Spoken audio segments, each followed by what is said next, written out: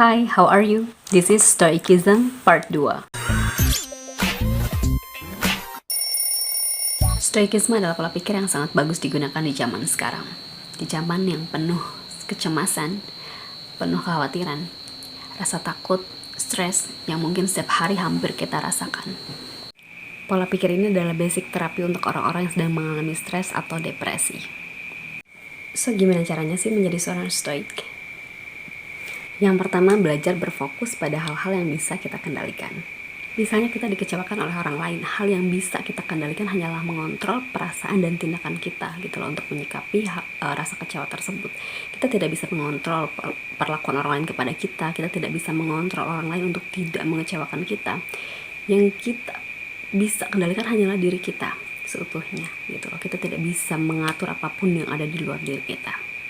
Gitu. Yang kedua, latih dan tantang diri kita untuk melakukan hal atau kejadian yang kita takutkan. Misalnya kita posisikan diri kita di hal yang kita takutkan. Misalnya kita takut kita sudah kaya misalnya, dan kita takut itu miskin.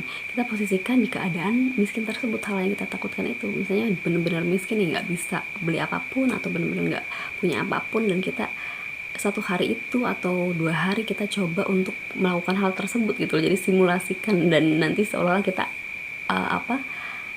sudah melakukan, kita sudah merasakan itu, dan akhirnya ketika suatu saat itu datang kita merasa sudah pernah merasakan itu gitu loh, dan kita bisa lebih menerima keadaan. Yang ketiga, latih pikiran dan perasaan kita untuk memilih hal-hal yang kita inginkan dan kita sukai.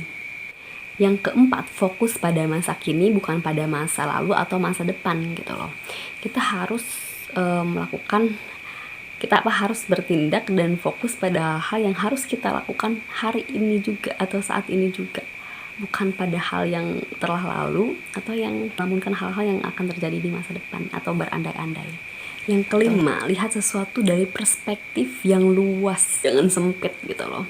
Misalnya kita sedang merasakan kesusahan, kegelisahan, atau ada kejadian yang menurut kita sangat berat gitu loh dalam hidup kita. Tapi kita lihat lagi bahwa Tuhan menciptakan begitu banyak manusia. Tuhan menciptakan begitu banyak keadaan di dunia ini saat ini juga gitu loh. Jadi kayak bukan hanya tentang kita. Hidup itu bukan hanya tentang kita, bukan hanya tentang orang di sekeliling kita, bukan hanya tentang keluarga kita, atau bukan tentang tetangga kita, tentang apapun yang ada di sekitar kita, tapi semua orang di dunia ini. Mungkin saat kita merasakan kita sangat terpuruk, ada beberapa juta orang, beberapa banyak lagi orang yang merasakan hal yang mungkin lebih menyakitkan dari kita gitu loh. Jadi jangan terlalu GR bahwa Tuhan hanya memberikan itu sama kita.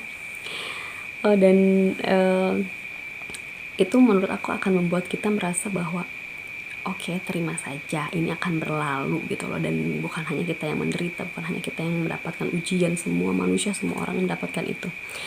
Dan Tuhan tidak memilih-milih itu. Tuhan tidak rasis, Tuhan tidak memilih orang dengan negara mana, dengan agama apa, dengan keadaan seperti apapun. Semuanya sama, semuanya juga diberikan ujian, semuanya juga diberikan kebahagiaan gitu. Terus yang keenam, orang-orang stoik itu orang-orang yang selalu mengingat kematian gitu loh. Mengingat kematian di sini bukan berarti mereka seperti pasrah aja ya, nggak melakukan apa-apa gitu loh. Maksudnya mereka mengingat kematian supaya mereka lebih prepare untuk mati gitu loh. Maksudnya mereka mencari keinginan mereka di dunia ini apa, tujuan hidup mereka apa gitu loh. Jadi ketika mereka tahu mereka akan mati nih, mereka sudah mempersiapkan itu dengan baik gitu loh. Jadi mereka bukan mengingat kematian dan mereka terpuruk atau merasa takut, tapi mereka mempersiapkan itu dengan baik, mempersiapkan hidup mereka, menggunakan waktu mereka di dunia ini dengan sangat baik. Yang terakhir, obat dari segala obat sih ya, ini yang sering dilakukan oleh stoik. Karena orang-orang stoik itu orang-orang yang ridho, yang ikhlas, yang belajar untuk ikhlas, yang sudah pasrah gitu lah ya dengan apa yang diberikan Tuhan. Jadi mereka itu orang-orang yang bisa bersyukur gitu loh. Karena bersyukur itu obat dari segala obat ketika kita sedang dalam keadaan terpuruk kan gitu loh. Karena Dengan kita bersyukur, even kita dalam keadaan yang sangat menyakitkan sekalipun, kita akan melihat kebahagiaan, kita akan bisa tersenyum, kita melihat bahwa oke, terima kasih, walaupun misalnya kita sangat terhimpit gitu loh, tapi saya masih bisa hidup, gue masih bisa hidup gitu loh, dan terima kasih Tuhan sudah diberikan berkah ini gitu, terus diberikan kebahagiaan, diberikan kehidupan gitu loh. Walaupun mungkin berat, tapi masih ada orang-orang yang mungkin saat itu membutuhkan hidup, dan kita masih diberikan Tuhan itu gitu loh. Jadi bersyukur itu obat dari segala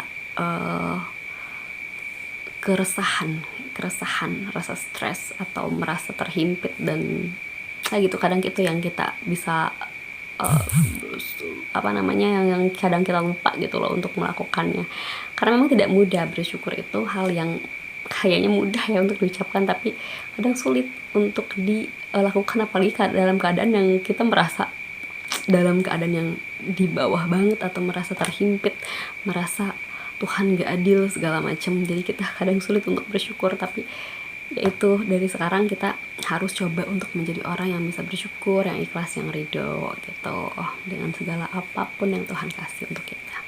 Mungkin itu tadi hal-hal yang bisa kita pelajari dan kita jalankan untuk menjadi seorang stoik gitu loh. Mungkin banyak hal-hal yang gak mudah untuk dijalani, tapi mari kita sedikit-sedikit belajar untuk ke arah yang lebih baik gitu, menjadi manusia yang seutuhnya diinginkan Tuhan, yang grow up menjadi orang yang lebih baik lagi gitu. Segitu dulu dari gue, semoga bermanfaat, and bye for now.